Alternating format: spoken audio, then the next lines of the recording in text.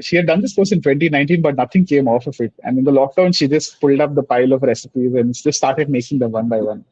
Uh, and then we started experimenting with whatever different, the beauty of a North Indian, Marwadi kitchen is that the number of ingredients and masalas and different spices that you can find in a North Indian Marwadi kitchen is amazing. Like we have an entire storeroom filled with those things, so we could just go crazy, just enjoy our time playing with different things. Okay.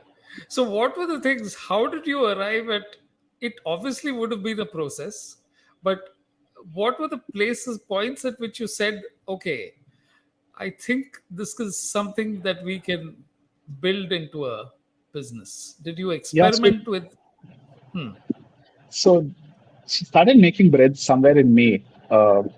This is when the full lockdown was still in full play.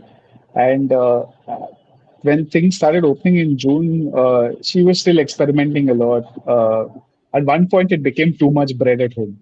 Uh, Okay. so what we started doing is for the few hours that you were allowed to go out, we would take our car and go to a friend's house and just drop off some bread at their place, saying that, hey guys, try something out, try this out.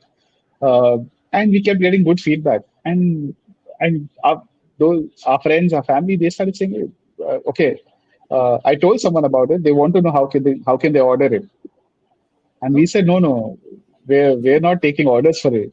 We just made some extra bread, so we thought we'll drop it off at your place.